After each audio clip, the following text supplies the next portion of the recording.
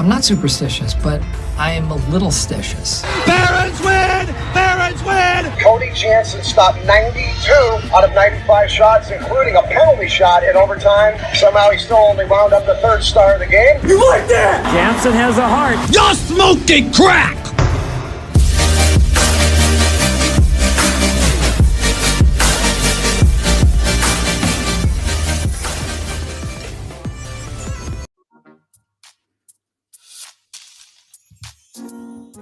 Okay, World Hockey Report. What's going on? Game 3 tonight. Oh, yeah. We're out of Denver. Mile High City. Oxygen's back. We'll see what Tampa can do. I have zero faith in them. I mean, if we're just going to start it off with a hot take, this series over, they look like trash. Just got throttled in game 2. Okay, my guys beside me here. It's Tyler, Cool, Cody Jansen. We're coming to you live on 12 Ounce Sports, the Hockey Podcast Network. Like, subscribe, share, get this chat going. We'll get to all your comments and everything later. Oh, boy. What a weekend, though. Game 2 was an absolute nightmare for Tampa Bay. You wrapped it up in the spaces, Tyler. But before we dive into a preview of game 3 tonight, also on the show, former NHLer Sean McMorrow, the Sheriff's going to stop by, our goalie guru Kevin Woodley from In Goal Magazine, and then we want to hear from you. So yes, the chat's going to be important today. Keep it rolling. I mean, T Cool, what's going on, buddy? It's a Monday. It's a beautiful Monday in Manistee, Michigan. That's why I'm not in the usual ProRocc Hockey Studios setup that I have. That's why you see a bed behind me, and if you look far enough, there's a corgi butt of a dog that's taking a nap over there. No, yeah, it's a beautiful day here in northern Michigan, the lower peninsula there, but boy, is it bad in Tampa right now. Not just the steaming hot, humid weather down there. It's rough right now. Things are a little tense, and you know, the confidence level going into game 2, Janner, when we previewed that game on Saturday, on our Saturday edition of World Hockey Report, you know, Matthew Estevez, Stephen Ellis, myself, we're all like, okay, Tampa's going to play better. Tampa's going to win. Even our poll said Tampa was going to win. And then the puck dropped in from the get-go. Nothing. There was nothing going on for Tampa. Everything was all Colorado. And we talked about it in the spaces. Colorado is playing unintimidated against the defending Stanley Cup champions. So that's what's making them really great. And I can see Jack Eichel already jumping in the chat, trying to rally back the Bolts. And I don't know, Jack, man, this is going to be a tough stretch. If Tampa can do what they did in the conference finals, awesome. But as we mentioned during the post game, this is not the New York Rangers. Igor Shesterkin, sure, but the Colorado Avalanche on a whole different level. Logan Thompson couldn't even save this team, Jack Eichel. Well, and a couple of house cleaning notes here as well. John Cooper says Braden Point's going to be a game time decision tonight. And Jared Bednar says Andrei Burakovsky and Nazem Kadri are day to day. We'll see if Albe Kubel draws back in for game 3. Yeah, Burakovsky, I don't think Stephen Ellis said Burakovsky didn't even make the trip to Tampa for game 3. Yeah, not on scene yet there. So that's obviously not a good also sign. Broken thumb, possibly broken thumb. Possibly broken thumb. There you go. Okay, you maybe right maybe it was you heard it first so from 2 Tyler. guys with broken thumbs there for Colorado. Well, there you go. You can kind of play through it, right? Like, I mean, it's easy for us, Janner, because if it's your glove hand, you can kind of play goal with a broken thumb because you don't have to hold on to the stick if it's your catching. I couldn't play goal with a healthy thumb, so don't need to. Oh yes, Mr. 92 saves in that intro there, Janner. Come on now. Hey, was that a lucky day or something? Some of us are here to set records and, stay humble. Oh man, Jacob's buzzing around. LT would make the Bolts win in 4 games. Do you see another situation like the Eastern Conference Final where the Regs jumped out on the Bolts and Tampa came storming back? Or is that just unfair to say that's even possible against a team like Colorado that is a legit contender? It's so different. We mentioned, yes, you were going up against the Vezina Trophy winner. Yes, and I don't care I know it's not been decided yet, but Igor's winning the Vezina Trophy. Morning Skate jumped down in the spaces and agreed with me as well. 3 beers deep, but he agreed with me. But I'll be honest with you, this is a different Colorado team. They're much deeper down the lineup. They can skate a lot faster. Their defense is a lot deeper as well than the Rangers. It can happen, and we saw some, I don't want to say some gamesmanship, but some interesting decisions. Andrei Vasilevsky didn't skate today in the morning skate. John Cooper seems like he's trying to keep his number 1 goaltender rested. Same thing that's why Braden Point, of course, is a game time decision, because let's be honest, he's shown glimpses of what he was before that injury and why he held out for so long. But I think him resting up is important, but that's why game 2 is such an anomaly. There were 2 days off for Tampa to rest up, and they looked like they'd been off for either a month or they were playing back-to-back nights. So I don't know. Maybe they can fight off the home crowd there, but it's going to be tough, Janner. Not as easy as it was last round. What do you think of Darcy Kemper in game 2? It's so hard to judge a goaltender when he doesn't have to make a whole lot of saves, right? I mean, sometimes those are the toughest games to play in. Right, and that's my point. Like, if he gives up like 3, then yes, Kemper's the worst goalie in the world. But when you have to make 16 saves in a game, I mean, that's what you should be making on any given night in the National Hockey League if you're an NHL goaltender. So it's hard to say that. I mean, he made a couple nice saves too. He looked better though than he did in game 1 because he seemed like he was overplaying the puck a little bit. And I'd love to hear when we start talking with Kevin Woodley later on in the show what his thoughts are. But it seemed like he seemed a little more comfortable. But I really feel like Tampa's going to come out a lot harder tonight. So we're really going to see what Darcy Kemper's made out of against a deep offense with Tampa tonight. And Andre Vasilevsky, he's their guy, obviously. Is this just a case of too much hockey in too short a time or what? Maybe. I mean, it was, you're playing 3 playoffs in a row, right? And, and even though it's not like it used to be where you had guys play 70, 75 games a season, sure. But Andre Vasilevsky, for the goaltender he played more than just about, I'd say 75% of the league. I'd have to do a fact check on that one, so don't totally quote me on that. But let's be honest, there was a reason why we haven't talked a whole lot about how Curtis McElhinney was the greatest backup of all time, or why Louis Domingue when he was there was never needed to be a top guy either. I mean, the backup situation for Tampa is a guy dressed in goal pads because of Andre Vasilevsky. So, and I mean, a lot of us were all thinking, why didn't Vasilevsky get pulled before the third period? Ray Ferraro, before the second period on the ABC broadcast, literally said, guys, he's not going to come back, right? And then he comes back out, gives up 2 more goals. So for me, it's more or less now what's his confidence level here? We don't need him to do a Patrick Waugh like we did with the Canadians back in 90. We don't need that to happen in the Stanley Cup Finals here. I mean, I think he's going to bounce back here. That's why he didn't skate this morning. But au contraire to that first game, I don't, maybe the second, the Cale Makar goal, the 1 stick side, that second one that beat him 6 side, you can point at. But let's be honest, Tampa's defense looked atrocious, Janner. We'll get back to that in a bit. I guess we got our guy on. I've been looking to talk to him for a while. Met him in Edmonton. I mean, this guy's an absolute character. I remember him from his playing days. Anyone who loves the old school hockey, respects the absolute hell out of him. Sean McMorrow, former pro hockey player, the sheriff, making his World Hockey Report debut. What's going on, buddy? How are you? Well, I'll tell you guys one thing. I am absolutely ecstatic to be on this show, gentlemen. So thank you so much. I really appreciate being on, guys. Hey, have you been watching way some too of the... high, Janner. Yeah. Tyler, we'll let him chime in. Hey, have you been watching some hockey here in the Cup Final? You got a thought on the series so far in the playoffs? You know what, guys? I have been watching it, but I have to admit, man, I'm still being a sore loser from our Edmonton Oilers being knocked out of 4 straight. So I'm still recovering from that. But at the same time, it's a great final.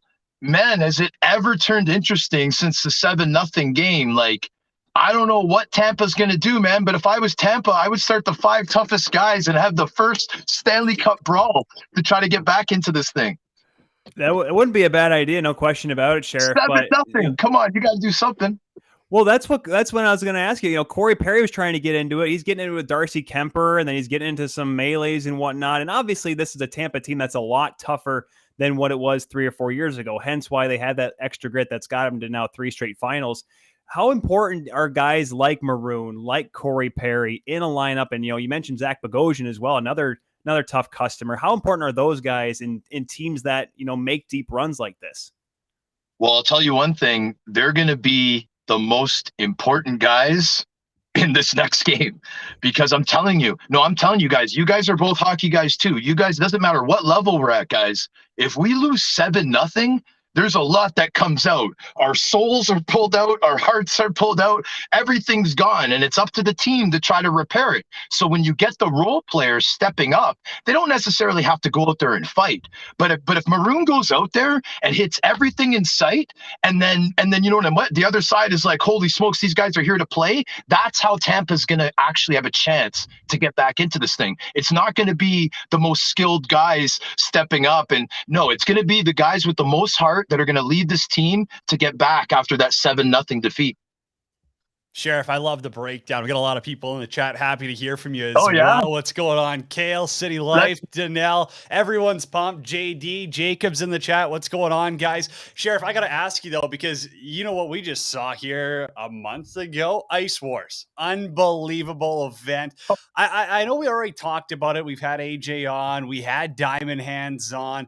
What was your thoughts on the initial event, though, really? And if you could make one change going forward to the next one, what would that be? All right. Well, you know what? Let's just revise a little bit. So, ladies and gentlemen, if anybody doesn't know what we're talking about, we are talking about Ice Wars International, which is where we've taken an old age part of the game and made it the main event. And it's something that most fans absolutely love. This is prize fighting on ice. I got the opportunity to host this thing. I'm hoping that AJ picks me for Ice Wars 2, which is rumored to be August 6th back at the River Cree Resort and Casino. It's not official yet, but I think it's pretty close, guys. My view on it, guys, is I thought it was unbelievable. I'm a huge fan as well as a former player. And as a fan, man, I was in my glory watching these guys slug it out. I've never seen anything like it. I competed in the last tournament that was similar to this in Finland. And I'll tell you what, man, this Ice Wars is such a big step up from anyone that's tried to start this before. And I'm telling you one thing, Charlie Nama and AJ Galante, they have something extremely special here. And I'm just hoping to be a part of it from now until the end of time. It was a very interesting show, no question about it, Sean. Adam Bonilla jumps in there as well, and much respect from an old school fan in Arizona. Adam, our big Yotes fan down there. But I remember when this, stuff like this has been tried in the past where they just put it in a rink, right? They just put it in a rink and maybe a spotlight in the middle. But what do you think of like the octagon setup, right? Like the UFC MMA style setup. It makes it seem almost more inclusive having people right on top of the guys on the ice there.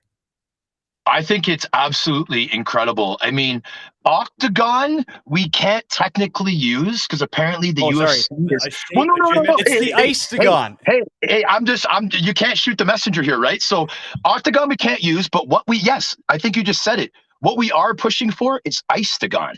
We like the Ice-tagon. This is a new sport. This is a new sport, gentlemen. So we're starting all new things, right? Now, the Ice-tagon effect, I think, is super cool because there's a different type of feeling, guys. When a person that's competing in combat gets into that ring, gets into that Ice-tagon, gets into that octagon, it's a whole other level to step into that battlefield. So that type of effect, I think, brings it a little bit more action than like the last one that I competed in that was in an arena, and it was just kind of the neutral zone center ice line that we were using for the territory, where this is a lot more official. I like the boards. I like it all. Sean, as someone who's got around 20 pro goals, I love to ask the heavies, who's the best goalie you got to score on?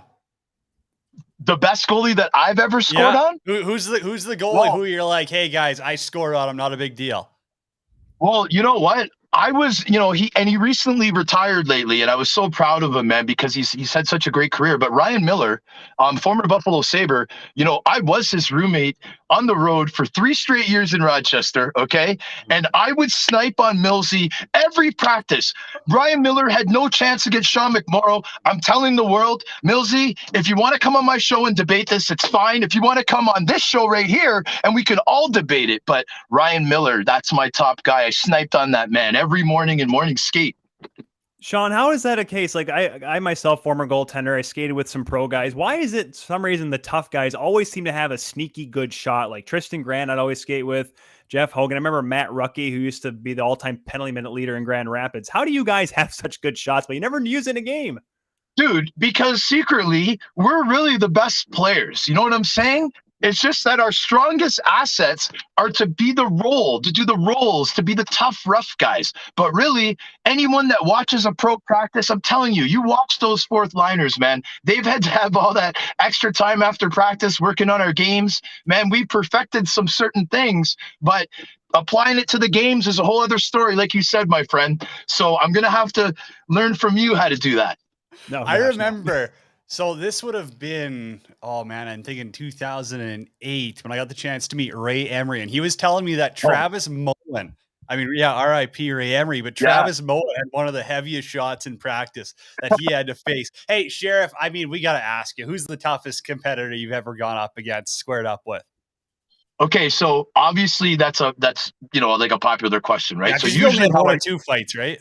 Yeah. Usually what I do is I try to break it down because my career was in different stages, right? Like I had my LNH career in Quebec, which was insane. I had my AHL career, you know what I mean? Then I had my UK career, right? So let's start with the LNH. Steve Bosse and John Nasty Morasti. Oh, Those Nasty are the Morasti. toughest guys in the LNAH. Okay. The AHL, my main rival was Brandon Sugar Sugden. You know what I'm saying? So Brandon Sugar Sugden, man, that guy was probably the toughest guy in the AHL. Let's put Dennis Bonvie in that group, and let's also put the late Trevor Ettinger, who was Syracuse's Crunch's first.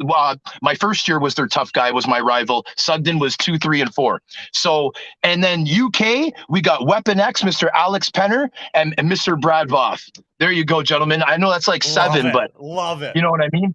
That's awesome. I mean, there's so many guys that are so and tough. Mike Scroy. That's Mike Scroy in the UK as well. Scroyzy. We'll put him in there too. Because I grew up watching the IHL, right? I mean, any Friday night, if it was Grand Rapids, Chicago, the game would take 5.5 hours, right? I mean, I mentioned Rookie, Daryl Bootlin was another, Nick Bootlin, of course, when he was with Kalamazoo before coaching now.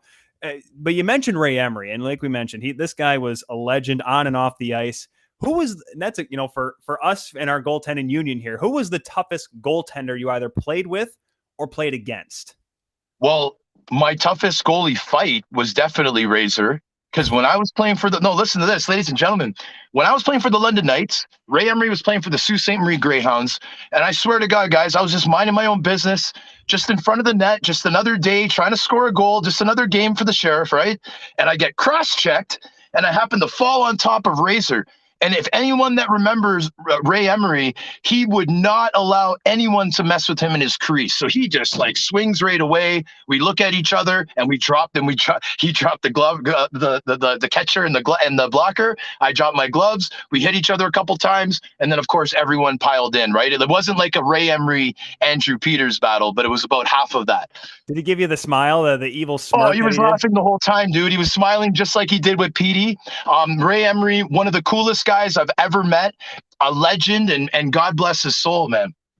Sean McMorrow, our guest. Okay, he's the big guest today, brought to you by SeatGeek. Use promo code WHR when signing up on SeatGeek. $20 off your first ticket purchase. Sean, this is my last question for you. What was your welcome to the NHL moment? I know you got your cup of coffee up there. When's that moment when you're like, holy, this is the NHL now. This isn't anything else. This is the National League. Okay, so I would have to say, I mean, I was blessed by being able to play in my hometown, right? So, I mean, Curtis Brown was my roommate on the Buffalo Sabres. This was back in 2003, gentlemen. So, like, I'm like really, really old. But anyway, so morning skate, we're at the Air Canada Center. That's what it was called at the time, the Scotiabank Arena. And, you know, we're in the morning skate. I'm taping my stick. And I just remember some of the refs, the NHL refs coming out and them saying, hey, man, this is your first game, isn't it? And they're like, congratulations, buddy. What are you, 20, 21 years old? Man, you got a long life ahead of you. And then it just kind of, it synced into me. I'm like, these are going to be the refs tonight, man. The NHL refs. Like, it wasn't like a Kerry Fraser or someone, but I can't remember his name. But it just sunk into me at that time that I was in the show. And, you know, and it was a dream come true, guys. Like, it was something that I wanted my whole life. So I'm glad that I got a small taste of it. Cup of coffee, like you said. Were you able to get the rookie lap, or was that not a thing? You know what? I didn't get the rookie lap, which I'm very, very lucky, because I'm afraid maybe I would have blew a wheel or something, and that could have been a viral video for the past 20 years or whenever that happened. 20 years ago, right? After that, yeah. Sheriff, man, thank you so much. Hey, we're going to do this over summer where we can sit down and record a long podcast with you. I know you got your show going on. Where can people find that? Because, I mean, you're interviewing some of the best, too. Love the episode with David Amber. He's one of the best, too. But where can people find your show? Okay, so on social media, we're simply the Sheriff Podcast. You could find us on YouTube. We have a YouTube channel, the Sheriff Podcast. We also are on Spotify, Anchor, Apple Podcasts, anywhere where you could find podcasts, we're on it. But we also have the video podcast. We're doing a live taping once a week at the Bottom Line Sports Bar in Toronto. So anyone that finds out when we do have a show, just come in. It's 22 Front Street, right beside the Hockey Hall of Fame. Woo! Man, you're crushing it here post-playing career, Sheriff. This has been a blast, buddy. Thank you so much. I appreciate it, guys. Thanks for having me, man. You guys are awesome. Yeah, thanks, Sheriff. Sean McMorrow right there. I don't know if anyone has more energy than that guy. I was about He's to say, I've only had incredible. 3 cups of coffee today, and I'm like 5 behind him, eh? Post-career, he's crushing it, though. For, I don't know, those heavyweight guys that did a job, I have so much respect for them. Oh, man. Oh, the chat's been buzzing. Cale McCarr fans got the jokes in there. Jacob, City Life Project, Joshua, Adam. Man, we're going to get to all you guys, but we got to take a break because our next guest is on the line. Kevin Woodley, our goalie guru, coming up next year on World Hockey Report.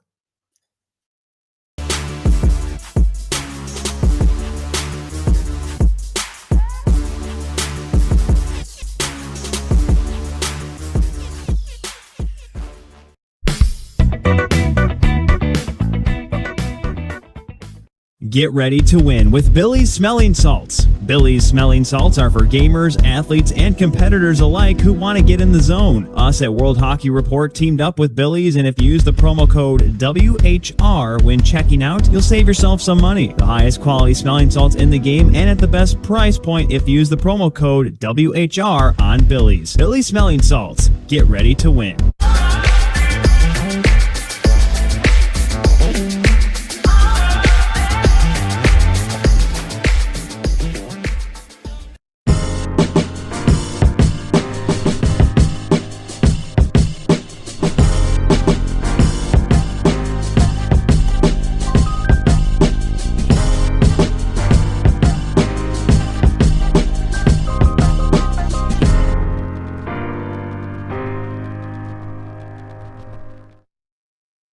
Hockey fans, the pursuit for the Stanley Cup is on, and DraftKings Sportsbook, an official sports betting partner of the NHL, has an unbelievable offer for the most exciting playoffs in sports. New customers can bet $5 on any team to win and get $100 in free bets no matter what, win or lose.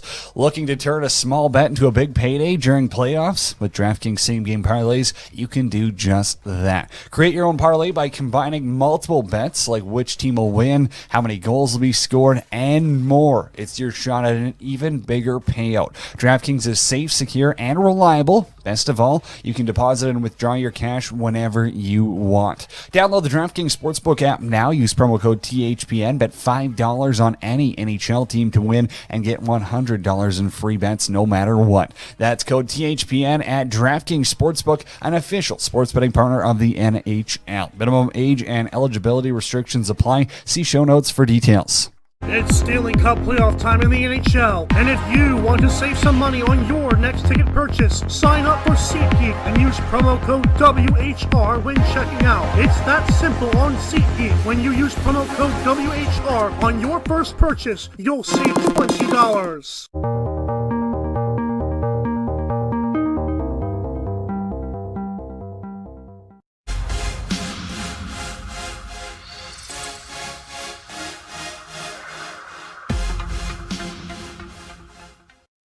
What we do here is go back. It's World Hockey Report. Cody Jansen, Tyler Cool with you on a Monday, getting you sent for Game 3. Yes, chat, we read you. The smelling salts talk's going off. You got to go to Billy's. Shopbillys.co. Use promo code WHR. It's the absolute best. Alrighty, our next guest, we've been making him wait here for long enough. Kevin Woodley, our goalie guru from In Goal Magazine, joins us. Kevin, let's start with Darcy Kuemper, a guy who started playoffs I frankly didn't have a lot of faith in. Now with the tandem in Colorado, he's only 2 wins away from getting a ring. Yeah, and he's doing it despite the fact that Colorado's goaltending, if you look at it on a whole throughout these playoffs, has actually been below expected, like in terms of what an average goaltender should stop relative to the shot quality they're facing. Neither one of those guys are actually above water right now. Out of the 30 goalies that have appeared in the playoffs so far, they rank 22nd and 23rd, Kuemper ahead of Francouz. So in a lot of ways, it's sort of the Carolina Hurricanes model that we used to talk about a lot in the past. The concept that if you build a good enough team, you can win regardless of goaltending. And I don't mean to, it shouldn't be, it comes across as being critical. Darcy Kuemper was really good this season, especially in the second half.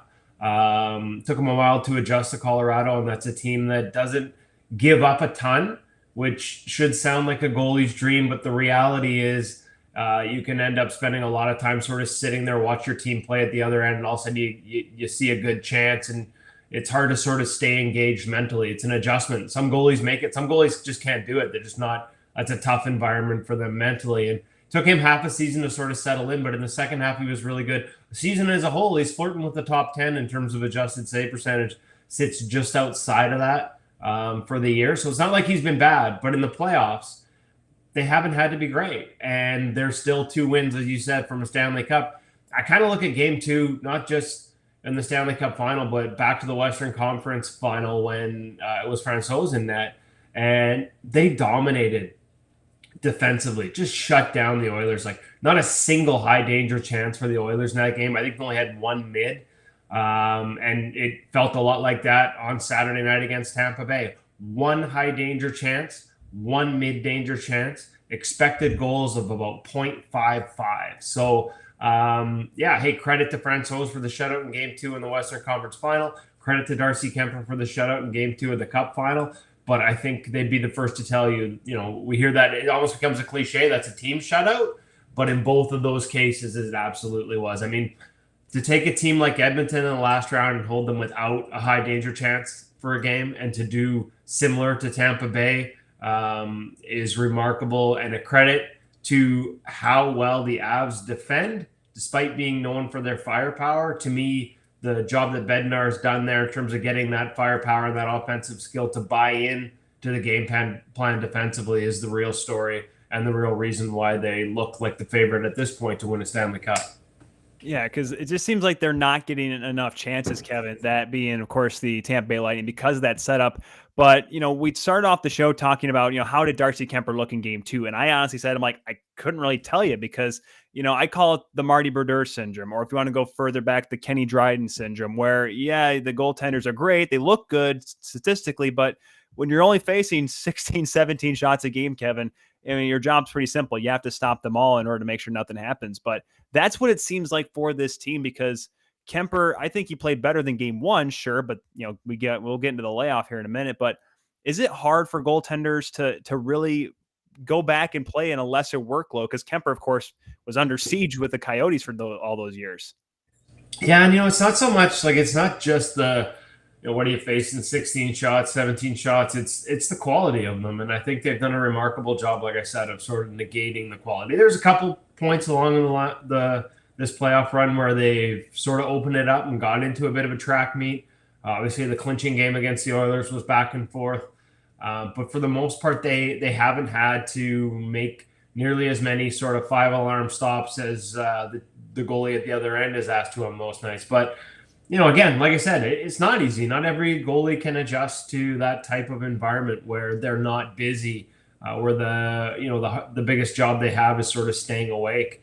Again, it sounds like it should be a goaltender's dream, but it requires a bit of an adjustment mentally. We've seen Andrei Vasilevsky went through it a couple of years ago in the Lightning. I mean, the biggest thing for me that separated them from the team that got swept in the first round by Columbus to the team that won the Cup the next year was, if you look at the underlying numbers, the way they sort of tightened up and cranked things down defensively was just a massive difference. And if you look at Vasilevsky's season that year, it took him half a year to sort of get up to speed and get comfortable with it. He had to adjust. He's talked about working with a sports psychologist on that and being able to thrive in an environment that, again, it's worth repeating. On the surface, it should seem easy. Like, hey, less shots, that's easy for a goalie, but not every goalie adjusts. And sometimes there's a process. Markstrom went through it in Calgary over the past couple of years, adjusting from being, seeing a ton of shots here in Vancouver to having to go to, more of a shot suppression system in Calgary. Vasilevsky, for him, it was a sports psychologist and puck handling.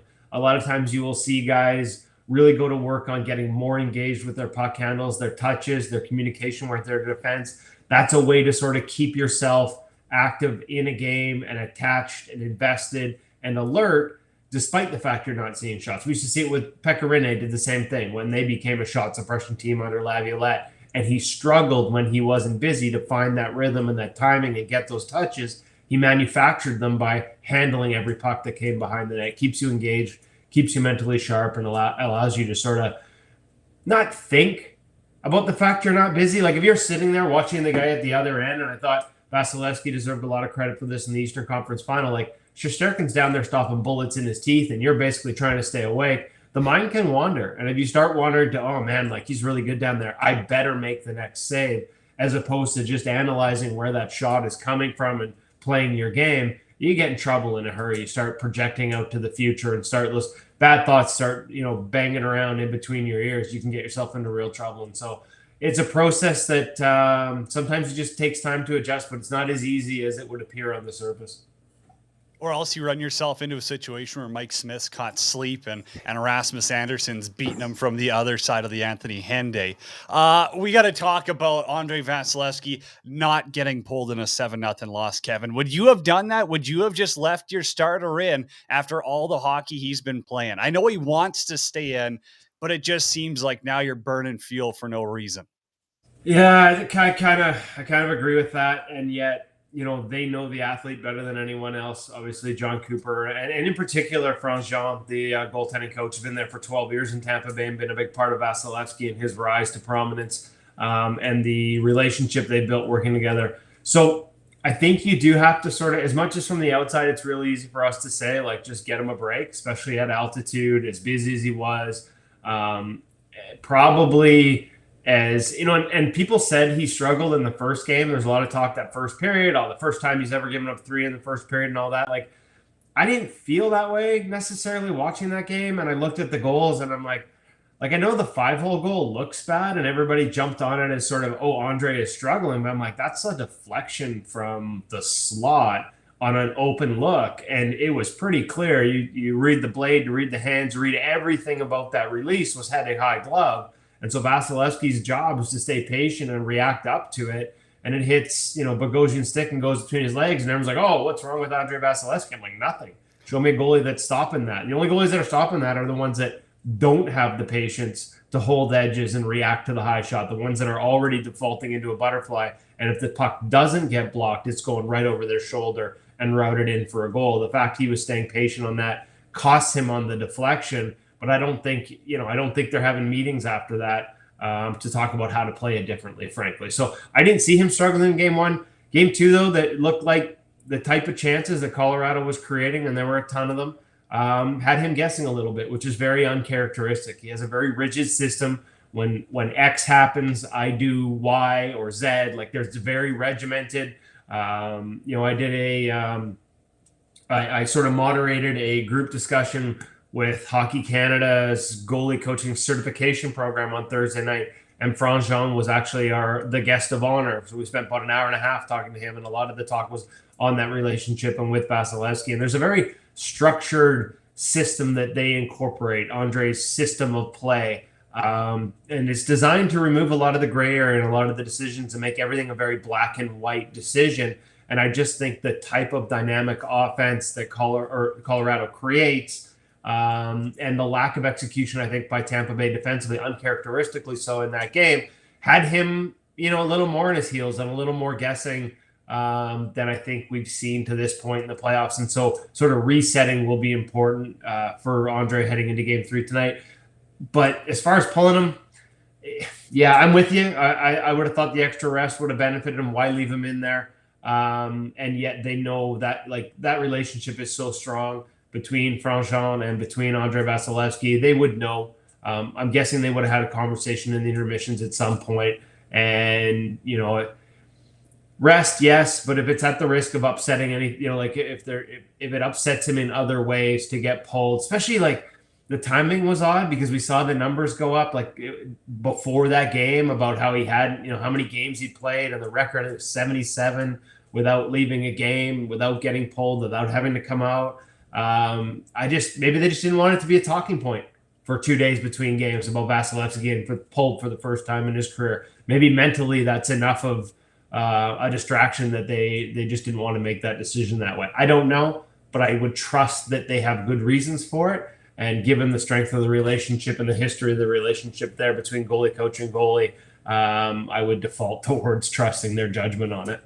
Yeah, just a little bit. I mean, they've only won back-to-back cups. I mean, no big deal, right? Kevin, great chance here for you to plug your latest article on In Goal Magazine at ingoalmag, by the way, .com. You mentioned you're talking about rest versus rust, and we talked about already off the show that Vasilevsky did not partake in morning skate so he could get some more rest before Game 3 tonight. And it's an interesting piece because you're talking about Pavel Francouz and Darcy Kemper, because obviously Kemper had not played since he was injured. Francouz on the long layoff after the sweep of Edmonton. And of course, we mentioned how Vasilevsky had not a great first game against New York in the last series here. Kind of elaborate a little bit. Don't spoil the article. Folks can go check it out themselves at Angle Magazine. But it's an interesting take because some goaltenders like all the reps, all the work, and consistently going every other day, back-to-backs, what have you. But, to some point, some goaltenders like to have the rest. Go a little bit into that.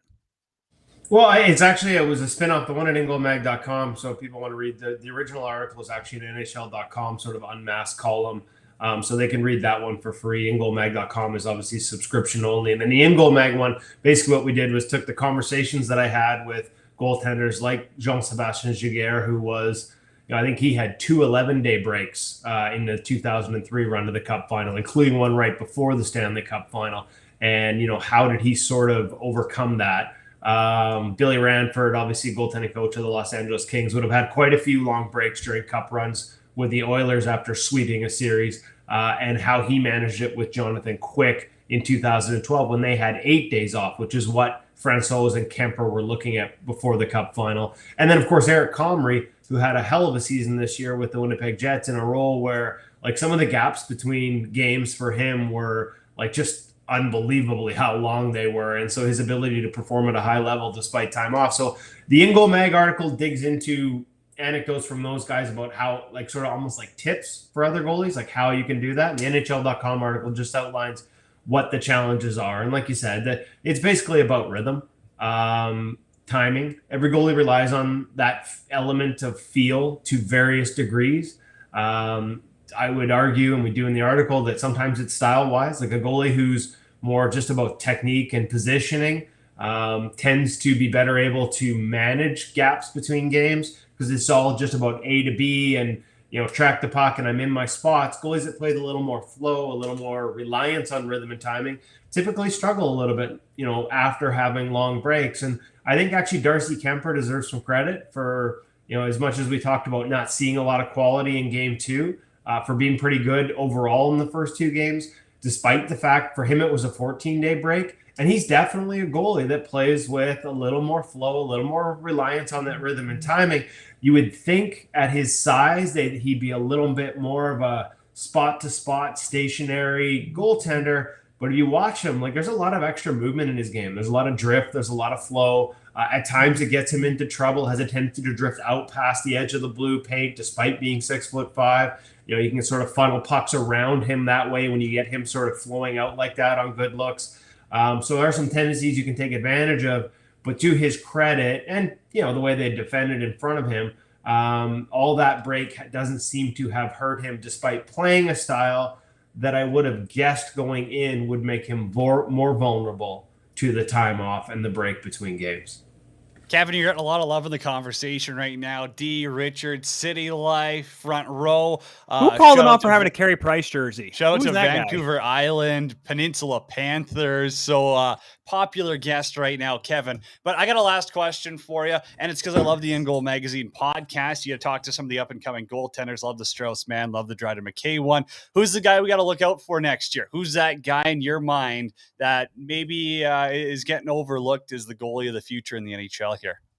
Ooh, that's a really good question. Let's see how this summer shapes up. I mean, obviously there's a lot of talk right now about the Florida Panthers and Sergei Bobrovsky. And, to be honest, heard some talk this morning that the Panthers may be willing to eat as much as half that contract in order to move him. So certainly a guy like Spencer Knight, who we've obviously been big fans of dating back to his draft season and what he did at the World Juniors, is a guy that, could get a much bigger role much sooner than a lot of people anticipated if they were able to make a move like that. Although, obviously that's not a secret that Spencer Knight's really good. So I'm not revealing anything there. I haven't really thought ahead to that, to be perfectly honest, guys. Put me on the spot here. That's what we're good at. I'm trying to think of Jesper Wallstedt.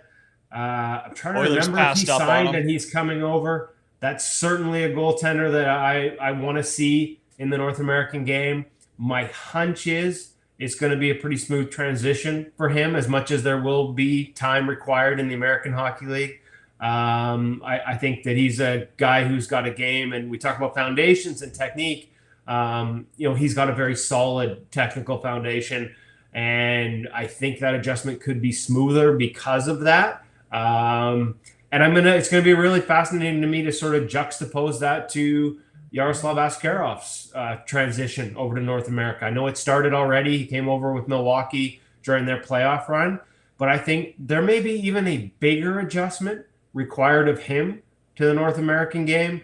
As talented as he is, and a lot of the things we talk about with Igor Shesterkin and Andrei Vasilevsky, how well they move, especially when they're down on their knees. Shesterkin moves as well from his knees as a lot of goalies do on their skates. They're also both excellent skaters. Like Askarov has some of those properties, especially when he's playing from his knees. Once he's down and in recovery mode, the quickness, the explosion, the length of the legs, and the ability to sort of get them extended and make extended saves is all really impressive.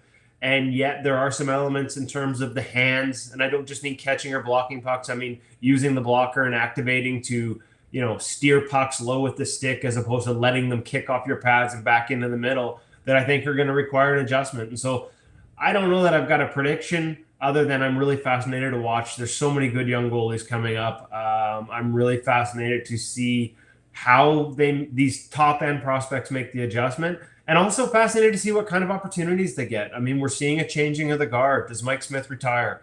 We've sort of seen that generation. Ryan Miller retire. Some of the guys that have been occupying nets and starts for so long. Where's Jonathan Quick at in his career? These guys are starting to take lesser roles or even move on.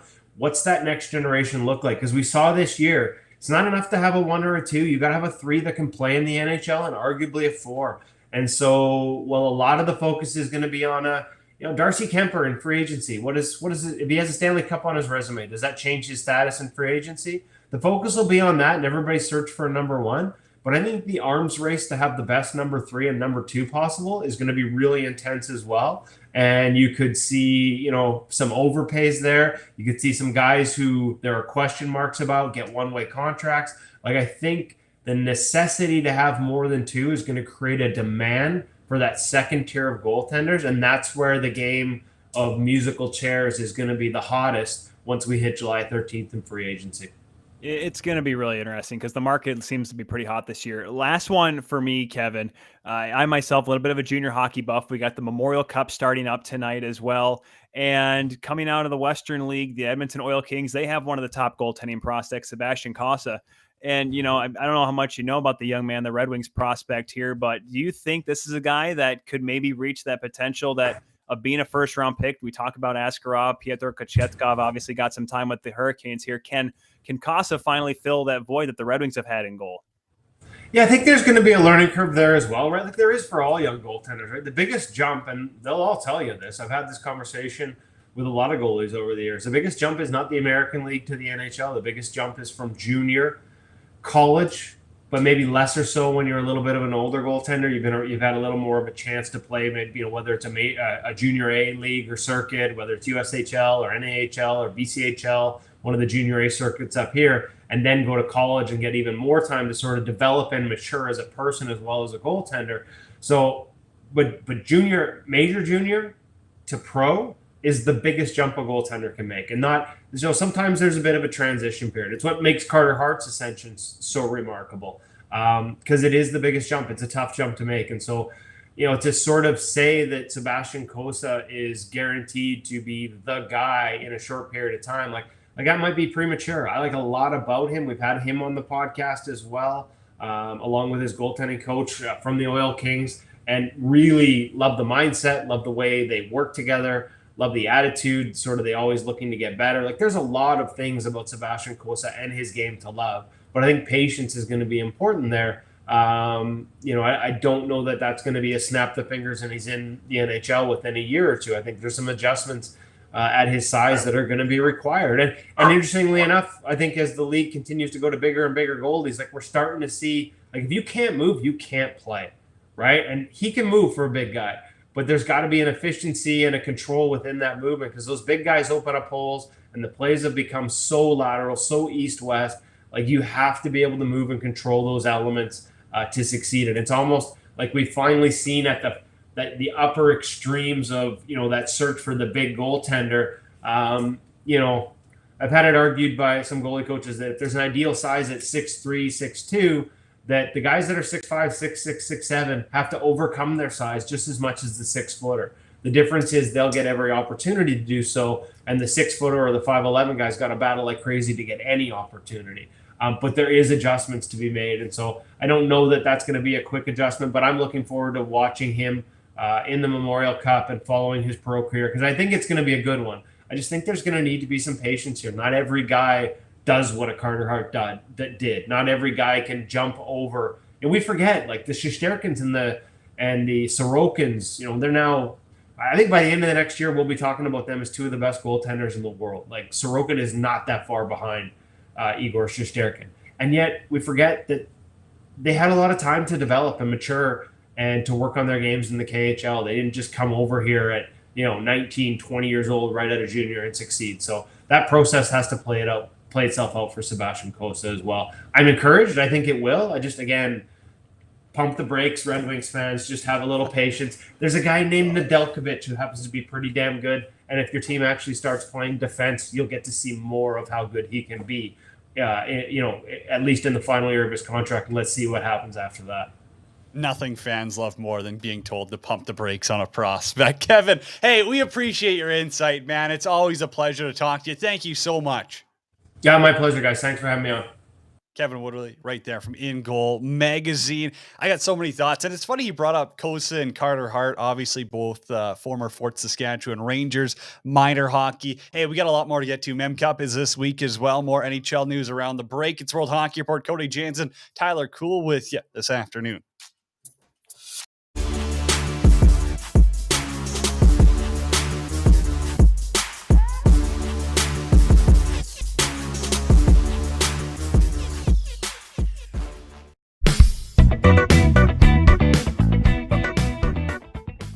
Get ready to win with Billy's Smelling Salts. Billy's Smelling Salts are for gamers, athletes, and competitors alike who want to get in the zone. Us at World Hockey Report teamed up with Billy's, and if you use the promo code WHR when checking out, you'll save yourself some money. The highest quality smelling salts in the game and at the best price point if you use the promo code WHR on Billy's. Billy's Smelling Salts. Get ready to win.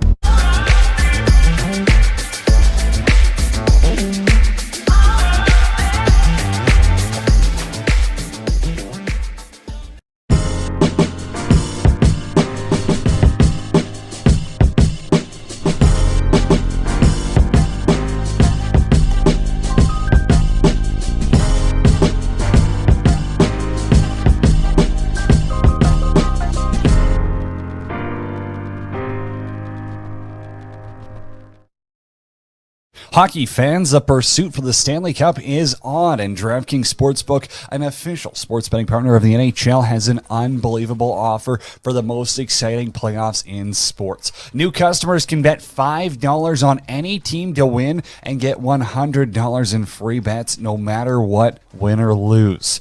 Looking to turn a small bet into a big payday during playoffs? With DraftKings same-game parlays, you can do just that. Create your own parlay by combining multiple bets like which team will win, how many goals will be scored, and more. It's your shot at an even bigger payout. DraftKings is safe, secure, and reliable. Best of all, you can deposit and withdraw your cash whenever you want. Download the DraftKings Sportsbook app now. Use promo code THPN. Bet $5 on any NHL team to win and get $100 in free bets no matter what. That's code THPN at DraftKings Sportsbook, an official sports betting partner of the NHL. Minimum age and eligibility restrictions apply. See show notes for details.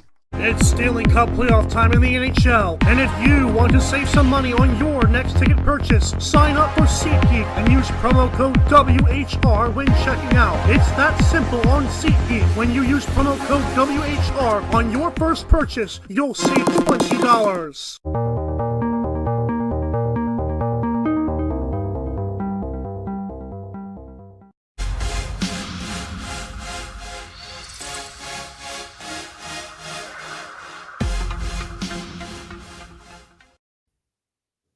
What we do here is go back.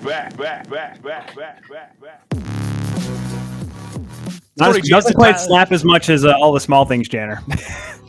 Yeah, I don't think we're going to get away with that one. Copyright may have another say on this. Hey, what's going on? Game 3 tonight. Cody Jansen, Tyler, cool with you on 12 Ounce Sports and Hockey Podcast Network. We're coming to you live from the ProRocc broadcast studios. The best sticks are the best price by ProRocc Hockey Sticks. Go check them out today. If you got a question, get it in the chat right now because we got 8 minutes left, and that's all you got to get questions in. We're not going late today. So if you got something, get it in quick. Mem Cup starts tonight. Game 3 of the Stanley Cup tonight.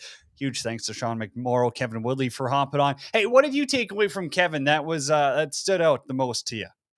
Well, certainly the workload, and that's what I love because the rust and rest has been discussed obviously for teams, but goaltending. I mean, Janner, you and I know. I mean, we played back-to-backs, Friday, Saturday, Sundays, but then the difference is, we get the rest of the week off playing junior, high school, whatever we played growing up. And so, but for the NHL, when you're playing 82 games a year, it's a little bit different. So for a guy like Kemper who hasn't played, and I mentioned this before on the show, I was shocked to see Francouz not in the lineup, given the fact that, well, he'd been the guy that recently played. Rust versus rest, but Kemper really came away with it strong there. And obviously, I mean, Kevin, I've heard him on so many different shows before. I love listening to the End Goal Mag podcast. I'm still a goaltender at heart. I don't play much anymore because my hips won't allow it. But it's always funny to hear guys talk about stories of how they develop, what they look for, how they played with certain systems. There's a reason why we call him the goalie whisperer, because he just knows certain things that you can't catch in a box score. You can't see kind of by your, if you're just simply watching a game just casually with friends. You have to really look in depth, and that's what makes Kevin and In Goal Magazine, certainly for me, one of the coolest things to always keep an eye out for. A lot of hot takes coming in on the chat as well. Richard says Talbot for Vezina next season. Jacob Logan Thompson's winning the Vezina next year. Richard Farley, Sebastian Coast is legit. Osber, is Isha on for the game tonight? I don't know. I would assume they're doing a watch along. They always do Hockey Podnet, the best place to watch those. So if you're on YouTube, subscribe today. Adam, will you guys be covering the draft after the Cup Finals? You're damn right we are. Draft. Yeah, we are. We're going to talk about who gets picked after Shane Wright. Yeah, we always do those specials. Okay, T, cool. We got a lot of things to get through, so let's keep these answers short here. I know that's tough for you to do. Andrei Kuzmenko signing in Vancouver. Give me a thought. It's I don't know. Signings right now are tough to gauge because you never know if they're just going to be signings that, are for guys. We saw the one with the Rangers too. Is it trade bait for a team that needs to offload some cap or whatnot, an extra piece they can add to the puzzle? I think they have a smart group over there in Vancouver now since they fired Jim Benning. So it'll be interesting to see what the Canucks do with him, but he might be there next year. They might need some cheaper guys. Pete DeBoer's in Dallas. Interesting hire, per se. Keep bringing the old guys back, Janner. Just keep that train a-rolling. Torts in Philadelphia, heck yeah. Bruce Cassidy in Vegas, heck yeah. Let's get it going. Pete DeBoer in Dallas, sure, why not? Because, I'm sure there's no good coach in the American League or college right now that's qualified to coach in the National Hockey League. I mean, he's a good coach. Let's be honest here. I think there's a lot of cards stacked against him this year for Vegas, and the reason why he got fired is because ownership is a little bit loony over there. A little hot under the collar at times. So, he's got an aging team there. Obviously a stellar young goaltender. It's not a bad pickup though, but I don't know. I'm just kind of getting a little sour grapes. Call me a millennial, Janner. I want someone new to get a job here and see how they do. Well, it takes a lot of work to get up to become an NHL coach. So I think he's done a good job, right? I mean, he kind of came out of left field to fill in the role after Dave Tippett got fired. So that's what he'd been with the team for years and years as an assistant before going down to Bakersfield as a head coach. There was a long process there. Yeah, good point. Also, it's a great article by Emily Sadler on Sportsnet right now. It's a great article. It details a really shitty situation with the standing committee for the Canadian Heritage. They're going to be asking Hockey Canada about the 2018 sexual assault and try to determine whether any public funds were used in the settlement. I know if you're down in the States, it might not mean as much to you, but in Canada, obviously, this is a massive story. I know you had thoughts on that too. Well, it's obviously just given the last 12 months we've been here. I mean, we went to the Kyle Beach story, and obviously before that we had, a lot of player abuse, and go a couple years back we had Akeem Alou. The game is not giving itself a good look right now, Janner. And this one in particular, no question about it. A quick wrap up or a quick recap. This is in regards to an event that was held involving the 2018 Canadian World Junior team where a woman was sexually assaulted. Allegedly, these are allegations. Nothing obviously been set in stone yet. Rick Westhead from TSN, who has been doing immense work. I mean, I don't know if there is a Grammy or an Oscar for writing right now, but he'd get it for his investigative work right now. As of right now, as far as we know, allegedly either right now or sometime soon, Hockey Canada President Scott Smith, CEO Tom Rennie, and Hockey Canada Foundation Chair David Andrews are expected to testify, as well as former Senior VP of Insurance Glenn McCurdy. They're supposed to be coming in later around 5:30, 6:30, all on Parliament Hill. According to Rick Westhead, a couple of members of Parliament are expected to, quote, lawyer up. That's coming from Kevin Waugh. He said he doesn't believe any additional witnesses will be called to testify in this case. It's not going to end anytime soon. This is not going to be a quick, done like dinner. But I'm concerned, though, if this is actually true, if that Hockey Canada funds were used to have a settlement, government funds especially, that does not just give a bad look for Hockey Canada, but obviously, Parliament and the government itself, which has certainly gotten some, other criticism over the last couple of years, and in this term of this prime minister right now with Trudeau. So it's going to be an evolving story, Janner. I hope it gets over soon. Hopefully they figure it out correctly, because it's just not a good look right now. And the NHL is also possibly going to get involved. They're going to talk to some of the players that were on that team that are in the NHL now. Those names have yet to be disclaimed as well. So, I mean, we could guess, but no point in doing that until we hear an official report. So still a lot to dive into and a lot to get through before we have any sort of final answer on what this settlement and what with the Canadian Heritage Commission as well. Well said. And yeah, I mean, using the public funds is a big one right now, especially with all the hot water our government's been in to begin with. Couple other notes before we end it off here. Nashville Predators nearing a sale. No one really gives a damn. I missed this. Beck Mellenstein re-signed with Washington. Great kid as well. Just $760K cap hit. Great guy. The Nick Backstrom news too. The surgery there, that sucks. That's probably a career ender for him, eh?